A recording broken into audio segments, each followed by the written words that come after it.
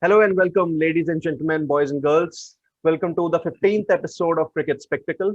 I'm Sidharth Gulati, and as always, I have with me Nikhil Deshpande and Dan Gardner. So, after all the stop starts because of rain at the AGS Bowl, Southampton, we finally have a winner of the inaugural edition of the ICC World Test Championship. I have to admit that both India and New Zealand did well to reach the final, but at the end, it was the Kane Williamson led New Zealand that ticked most boxes and were rightfully declared the winners. Nikhil, I'm going to start with you. So, your take on the match and what do you think, were the talking points or let's say the turning points? Kyle Jamieson. That's about it. I mean, there's nothing else to say. Like, he won the match with the bat, with the ball, actually. Like, more with the ball, obviously, but still with the bat as well. It was just, disappointing. As an Indian cricket team fan, that was very disappointing. As we were discussing before we started recording, that I was mentally prepared, and I think 99% of the world was mentally prepared for a draw, Yeah, including the New Zealand team, who didn't want a win. They wanted to win the title, not beat India, and they played for it. And eventually, as it turns out, India also wanted them to have the title. So we literally gifted it to them. And like I think in one of the episodes, Dan mentioned that how Kiwis were just placed into the final. We placed the trophy in the hands of New Zealand as well. So as they say in it's a Bollywood movie or a Hollywood movie, isn't it? The nice guy, Kane Williamson, eventually gets the heroine of the movie or the lead actress, and they live happily ever after, that kind of thing. It's just Well, a script which just went that way. So well, he's not the nice guy. I'm sure he's a nice hero, but he's not that hero. He's more the hero's side. He's Milhouse from The Simpsons. The sidekick. I didn't get this. I'm sorry.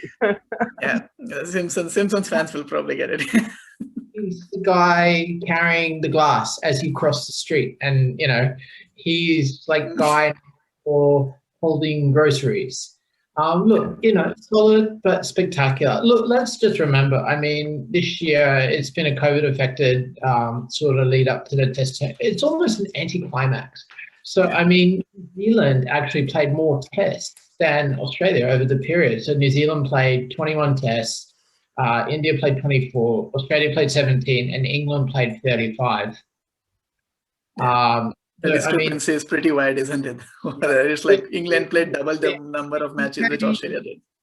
If you play 21 tests, you're bound to be in the final. Like there's a significant gap there in those top four sides. So, I mean, Kiwis normally moan about not playing enough test cricket throughout the year, but they played the most, and they played the most at home. So, fair play to them. They did well. It took them 6 days to win a 5-day game.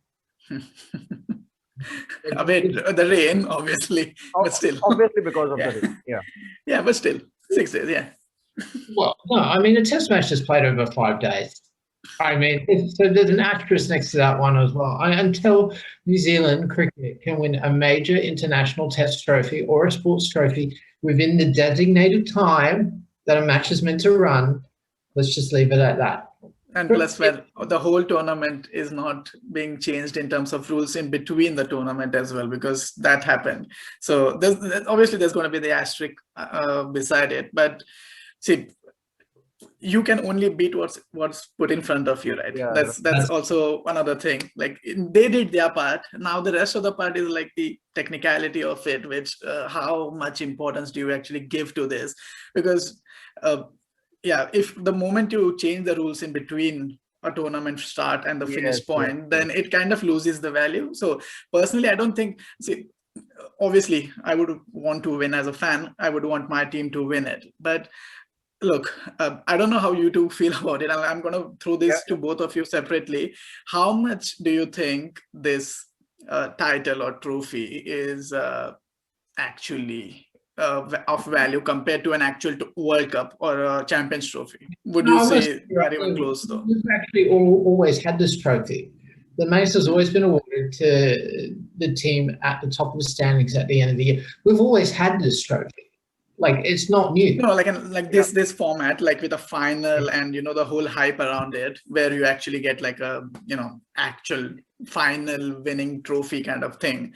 Like how does this compare for you guys in comparison to a Champions Trophy or a World Cup? Well, you look at it like this. India held that trophy for 42 months. Yeah. 42 months, India held that trophy. Australia held it for 90 plus.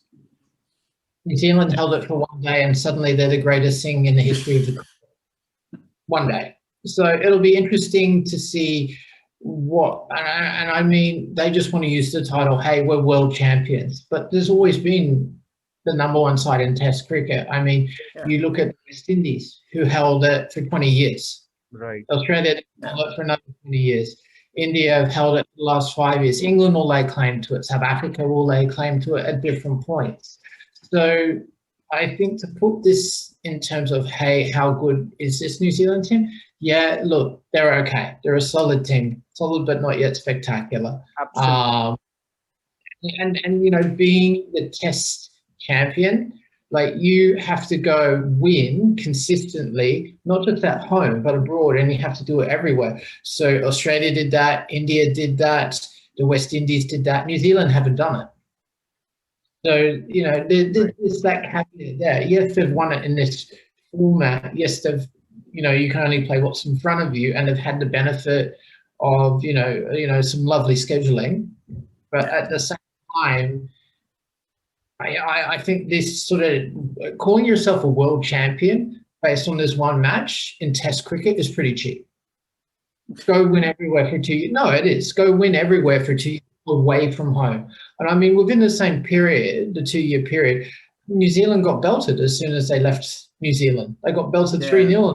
3-0 Australia, That's the only time I think they were out of New Zealand as well. I think that's the only time they played out of New Zealand. They played against Sri Lanka also in 2019, and it was a drawn series.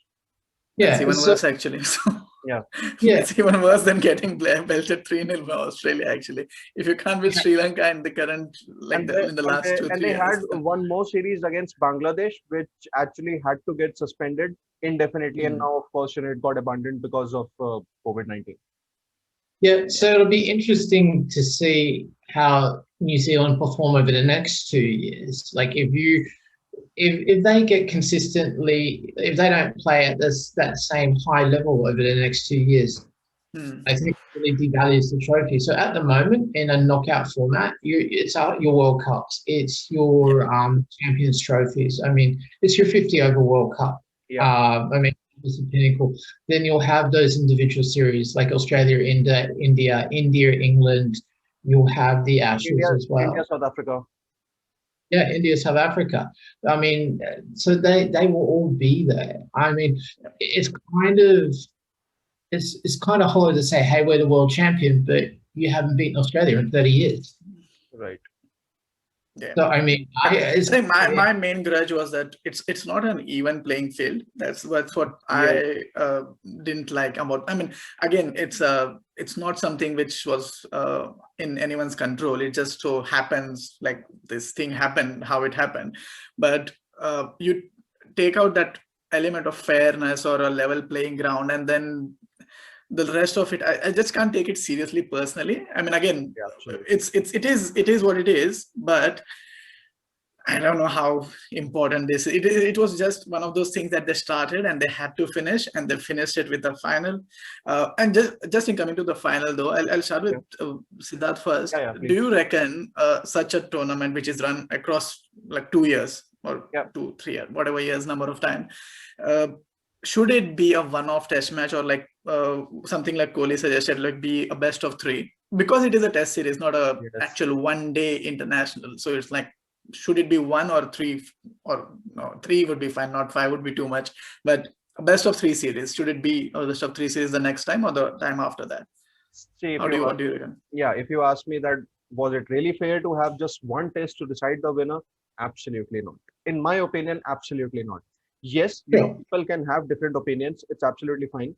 But to me, I don't really agree with this. See, both teams worked hard to reach here. And I would say, a 3-game series, or maybe I would say an IPL style concept would work here. Let's say, let's just take an example that if you're having a 3-game series, then it provides an even contest. And of course, let's say a team who is trailing 1-0 in the series, still have a good chance of making a comeback and making the series more lively. So that is something, rather than having just, 5 days of cricket to decide a world champion, it's important that we have at least a 15-day or a 20-day cricket, which means a three test or a 4 test series. And at the very same time, I'm not really sure, whether an IPL style concept would work here, but I do have a suggestion that, let's say, the top 3 teams of the World Test Championship every cycle. So what happens is that, 1, 2, 3. So one goes up against two, then the winner of that goes to the final, and then, two plays against three, and that basically becomes, of course, an eliminator, because the team that wins goes on to play one in the final, and the teams that loses, just settles for the number 3 spot. So, and this is where, of course, I would actually, let's say, if the games end in a draw, of course, in case of final, where one plays up against 2 or 3, the suggestion would be to have a timeless test until you get a result. However, in the qualifying stage, when one goes up against 2, and the winner of that goes up against 3, or the loser of that goes up against 3, the suggestion would be to have, let's say, in case if it is a draw, then the good thing will be to see which team has gained that crucial first innings lead. Something that happens in the Ranji Trophy also, because see, it's a different format. It's not same as that in ODIs and T20s. So you've got to have some different rules, and I would say some sensible rules here. Yes, once again, in case of that IPL style concept, where there's this one qualifier, eliminator, and then another qualifier, and then the final, it may or may not work, primarily because of the fact that there's because of the FTP schedule of all the teams, because having those test matches across that 1 or 1.5 months, those 4 games, as I said earlier, it might not be that feasible for all the boards. But having this thing that the top 3 teams go up against each other would actually be a good suggestion. That's what something that I feel. Yeah, possibly the timeline could be a major issue in that, considering where do you play it, when do you play it, and like you said, all the teams need to be free as well, plus 5-day and a reserve day if possible for rain. So that's 6 into 4, no 3. I don't know, but still, it will take over a month's time. It will take around 1.5 months time, because see, in between the test matches, you need at least a 3 or a 4-day break. Because, players do take time to recover. So that is also a big cause of concern. It's not like that IPL or T20 where you can. Yeah, because if the number 2 team actually loses the first match, then plays the second match and wins it again, so that they are essentially playing for 15 days over 40-day period. And they do deserve it. They do deserve another chance, because they have finished 2 in that table. They have really worked hard to get to that spot. They do deserve that one chance. Something that happens in the IPL also. So that is where I think there is this change that possibly needs to happen. And I think at the very same time, there's this one more thing, that even a 5-match series has 120 points, and a 2-match series also has 120 points. Now, this is something that is beyond my understanding. Yeah, the rules of this whole competition are a very huge mess, aren't they? Like you play Bangladesh, you get the same amount of points. You play Australia, in Australia, you'll get the same amount of points. It's I don't understand how they are going to even do it, because in a very layman concept, everyone has to have the same equal opportunity kind of thing, right? Like if you're getting like a good schedule compared to someone else, and then you're playing the finals. Like if I beat Bangladesh 2 times and someone else is facing Australia 3 times in Australia or something, over the 3 years, it's not fair. So but Dan, would you go with one-off test final or like a series, 3-match series or something like that? No, I would stick with the one-off test final. There was a major tournament, a major match played between Australia and the best of the world 11, and what they had was a one-off test match, 12 players each side. But then they had, I think, Graham Smith led the side. They also had a one-dayer as well. I think that Mark played in. So having it as a one-off test match, I'm fine with that. Yeah. Winning the test match in 6 days over 5, that's a bit weird, but okay. I just think calling yourself the world champions sort of devalues like the work of the West Indies, India, Australia, teams that have consistently won everywhere in the world over an extended period. I think it's a very hollow title. I mean, the only one that'll be feeling good about this are Kiwis. That's it. You know, they'll say yes, we're the world champions. But there's a lot of holes in that argument. Yes, they played well for one game. Yeah. They played well against England for 2 games, but they've got to now maintain that standard, and the standard it's got to last for 2 years. And in terms of playing the final in England, it was a mistake. Playing in at the beginning of the summer when English cricket's currently focused on the T20 Blast. There isn't really a lot of interest. It's like, who cares?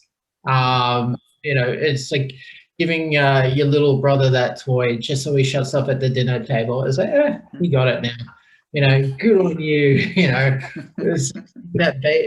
Seeing that kid take the first. Yeah, you did it. Hey, good job. Yeah, you got a trophy now. You can take out the stickers from your trophy cabinet. You've got a real trophy there now. So I mean, it's like it's almost world champions. Yeah, sure, but it's more like a trophy for the most improved. You won one game. You haven't won consistently in this calendar year or the last calendar year outside of New Zealand. So sure, it's a nice title, and that's all it is. It's a nice title. We'll let the adults get back to playing cricket now. And that's what it'll be. It'll be India and England, and then it'll be England and Australia. I mean, that's where the focus is going to be. Whatever else happens in between, we'll let the kids sort of talk about that at playtime.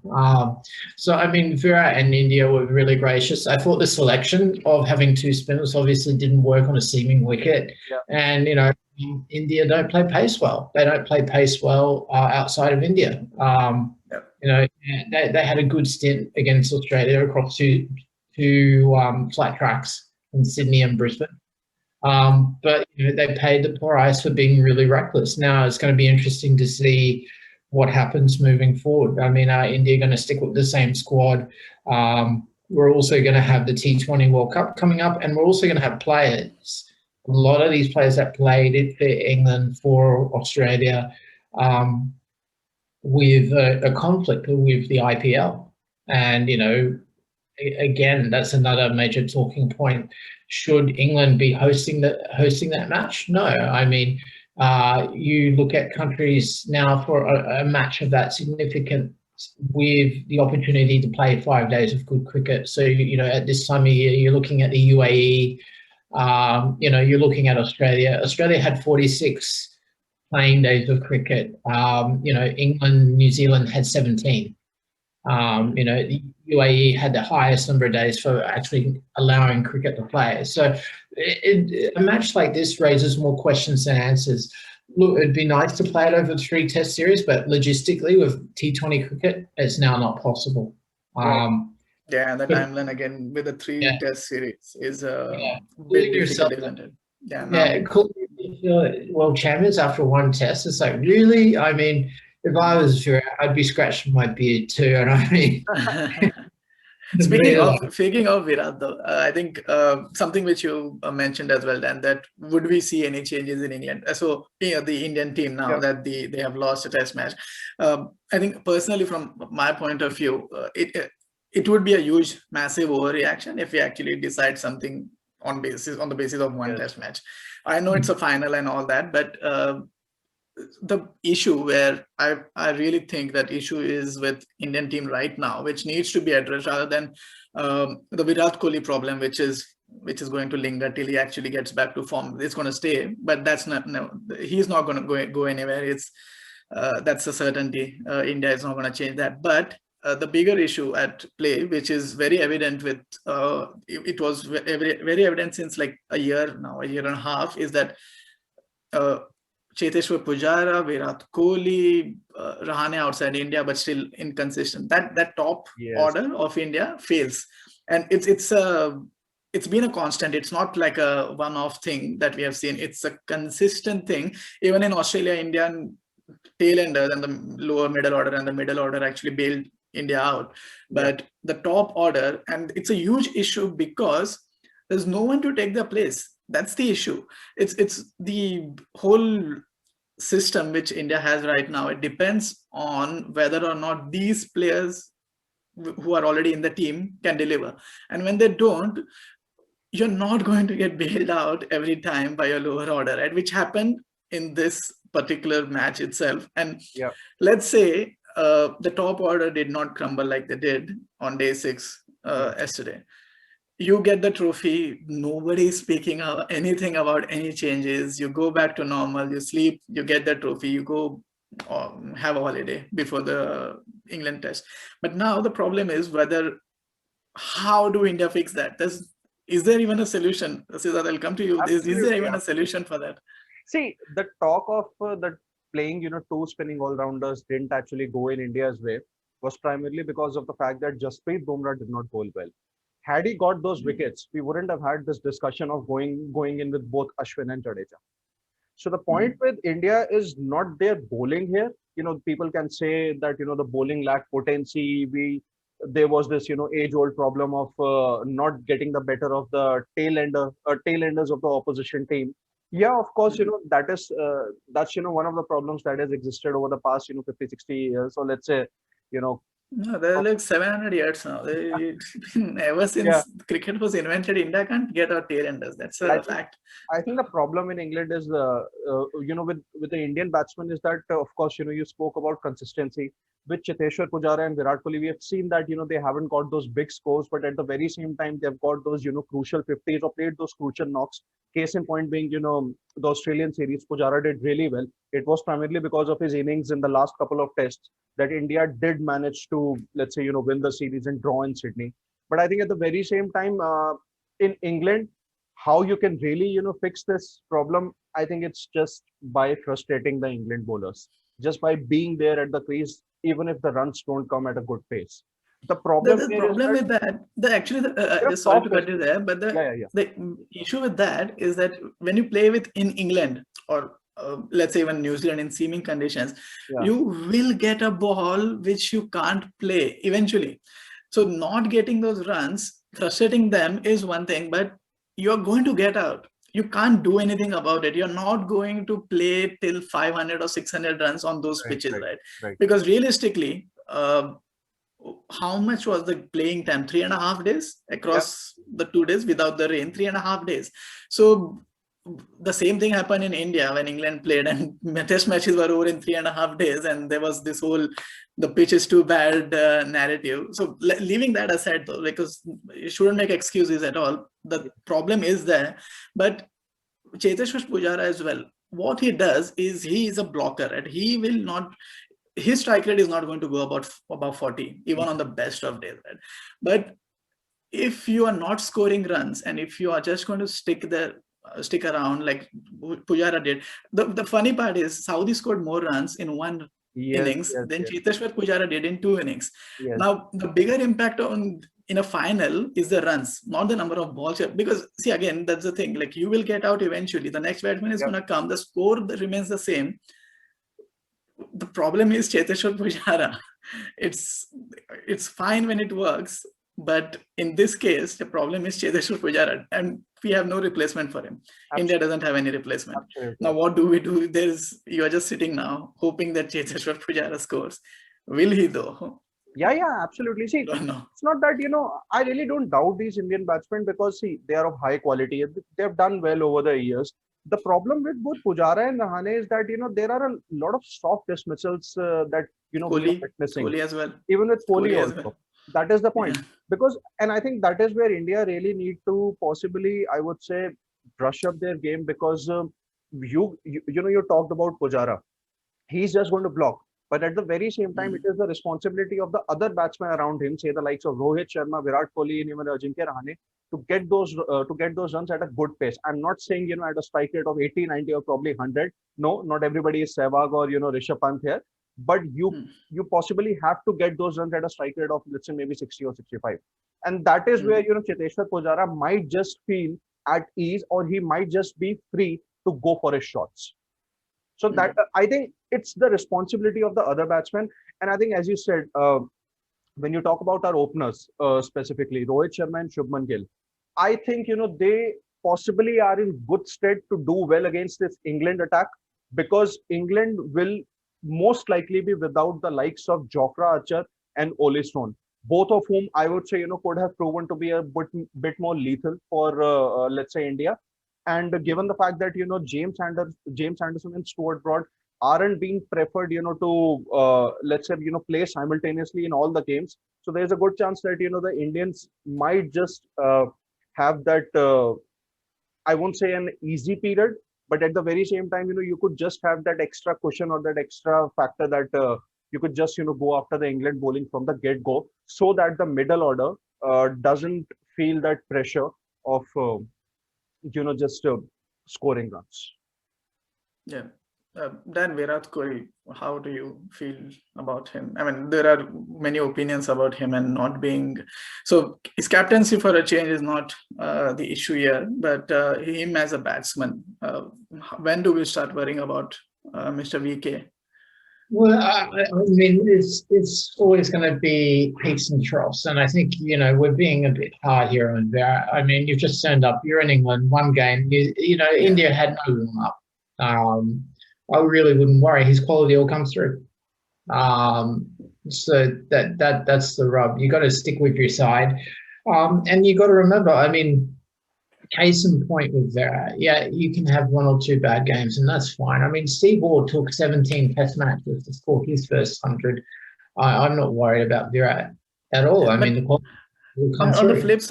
flip side, Dan, when India actually were missing Kohli in Australia, the others stepped up. So do you reckon that's like more like a psychological thing? So you know how it is, like if the parents are not home, the eldest kid is the most responsible one, and then that kid is going to step up and take up the responsibility. Do you reckon the others in the team felt more responsibility in Australia as compared to when Kohli is in the team and they are like, okay, I can just play my game now, rather than saying I will take up that responsibility? No, not at all. I think it was more the case of we're playing Australia in Australia, and it was more rise to the occasion sort of thing. And they rate Australia. I don't think India rated New Zealand at all. I think it was a bit of complacency, especially about the second innings batting. You look at the way Rishabh Pant got out. There was a lot of recklessness about it as well. I mean, the way Virat got out, flashing at a ball. I mean, they were very much soft dismissals in the second innings, and it's because they didn't rate them. Now, I think, Australia was a once-off. As much as English commentators like to wax lyrical about India's tour to Australia, could they do it again? Could they do it in South Africa? Could they do it in England? I don't think so. Look, it was, and that's not taking anything away from that win in Australia. They won fair and square, but I don't think they would do it again. The odds will be very, very low, wouldn't it? Like to repeat the same thing again, especially with the top order as they crumbled in Australia, to repeat that, not even with the top order firing, winning outside even in Australia or any of the bigger countries, it's like a big task. I think unless you both have another question, I have a very important question, which I really, really want to ask both of you. Does India have a mental block with ICC tournaments? Because the last time we won it, it was like 2011, and yes, and sorry, 13, yeah. And there's an interesting fact about it. Since then, all the test playing nations, apart from South Africa, who are usually pretty much chokers, and Bangladesh, and I think Zimbabwe, all the others, 7 out of 10 of the test playing nations have won an ICC event. India has not since. And let's be honest, this is probably India's best team since I don't even remember how many years. So to not win since 2013, that's around 9 years now, which will be 8 years, sorry. No, 9 years, 8 years, whatever.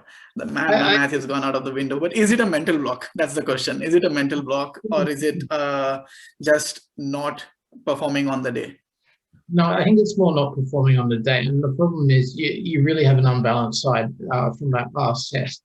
And if you can knock over Pujara and you can knock over Rahane cheaply, and Pant, he can't play that way like he did in Australia and expect to sort of continue. You've got to, playing in England is having the ability to leave the good ball. Yeah. Like the average ball. And that's why Steve Smith did so well over there. And that's why Labuschagne's doing so well over there right now. You can't go out in test match cricket and expect to bang away like you did at the Gabba or at Sydney and get away with it. You will just get it's and you know, it's a different ball, different conditions. It's a team wicket. And I mean, the same thing happened to India when they toured New Zealand. Now, I think the problem is with India, they didn't do the research. They should have picked up that Jameson has an in-swinger, a very good one. Yeah. And they should have looked at how the Aussies actually dealt with Jameson in the T20 series after the Indian tour. I mean, they smacked him out of T20 cricket. And I mean, you can do that to Jameson, but the problem is, you know, only playing one way will get you so far in Test cricket. And the worst part is he's the teammate of Virat Kohli in IPL, so he's played him a lot in the nets, and he still ended up giving him the wicket. So it's a bit ridiculous actually, if you think about it. See, we know that, you know, the white ball does not swing much, you know, nowadays in cricket. So and with the red ball, I would say Jameson is a different beast altogether. So definitely, you know, we don't have this chance of facing him with the red cherry. No, I mean, see, again, there's no way to get around it, right? Like, you are playing the final, you are playing whatever the circumstances, it's a final, you have done your research, and you go out there and you get out like that. Not just Kohli, even the rest of them, it's just disappointment. It's nothing, you can't base judgments based on one match, because I really think that a lot of people are overreacting over just one match. It's just one test match, and it's not going to change a lot. But it's from a mental perspective. Like, I think Kohli speaks, I have said this a lot of times, and I think it's damage control. Actually, it's a PR thing that he plays down the final. He has played it down. He's just saying that it's one test. It's actually one test, yes, but you are getting a trophy at the end, and it's a kind of a big match. The whole world is watching. So would you say that? Would you think it's a mental block for India when it comes to semi-finals or finals or something? I agree with Dan here. I think it's just about not performing on the day. Because see, over the years, you know, Nikhil, even you and I as Indian cricket fans, so we have seen that, you know, earlier it was the case of India not doing well consistently in the ICC tournaments. Now it is just that, you know, you're reaching the semi-finals or the finals and just not able to cross the line. So I think that's I think that's what separates India from possibly the Australian team of the late 90s or the early 2000s. India is formidable, but not unbeatable. And how can they become unbeatable? When they start to consistently win those ICC tournaments. So the problem is, I think it's not a mental block. I think it's just about getting your basics right at you know, in all those ICC finals or the semi-finals. You look at this, you know, World Test Championship final only. In the second innings, there were a lot of soft dismissals. And at the very same time, yes, I'm not going to say anything. I'm not going to say that, you know, I criticize this Indian team or something. I think New Zealand did really well because they did dry up the runs. Neil Wagner, you know, was stuck to those, you know, short of length deliveries. And I would say, you know, there weren't those unforced errors, but they definitely, you know, they were forced errors. And that was because New Zealand applied the pressure well. So that is where I think New Zealand were one up against India. And that is where India were lacking. So I think it is just about, you know, performing on the day. I still have a lot of faith in this Indian team because they do have a lot of good players coming up, both in white ball and in red ball. It's going to take some time for the red ball, you know, the young players to, you know, to take the place of, you know, maybe Pujara or maybe Ajinkya Rahane. But yeah, I think with all the talent pool and all the structure that has been set up by the BCCI, I'm really confident that, you know, in the coming years, we might see an unbeatable Indian team. Yeah, I mean, it has to, right? Like, come on. And with so much talent, we are sending two different teams in two different tournaments and still starting favorites. We really have a pool of 50, 60 odd players, and I think that's extraordinary. Yeah, if you have that much of a talent pool, then yeah, we should be at the top of the game. But yeah, I think we have discussed many things and I think we have touched most of the important parts. Indian, again, I think, like Dan said, we can't actually call them world champions. I mean, you can if you want to, but I don't think it doesn't hold as much value as all the other ICC majors. For me personally, it's more about it not being an even contest. For Dan, because they're New Zealand, and also the other points which you made. But I think overall it was, let's say, they did their best to finish what they started in terms of the tournament, and hopefully the next edition, which I think has already started. I think it will start. I'm not sure. It'll start, yeah. No, okay, so it hasn't started, but yeah, whenever it starts, hopefully it's a more even contest in terms of everyone gets a fair shout at it, and then if New Zealand win that, then we'll call them world champions. let's just end up on that note. Probably if they win the next one, then we will actually call them world champions. Yeah, absolutely. Yeah. Okay, guys. Great. I think, and again, let's call it there. But before we go, apologies to our friend Shika Dhawan. Unfortunately, we'll run out of Shika. We'll see how we go next week. Shika, well, you know, if you're out there listening, we obviously think you should have been over in Southampton helping out the team, but we'll be having a strong word with the BCCI about that. But until then, this is Cricket Spectacle with Sid, Nikhil, and myself. We look forward to seeing you again next week. Bye for now. Yeah.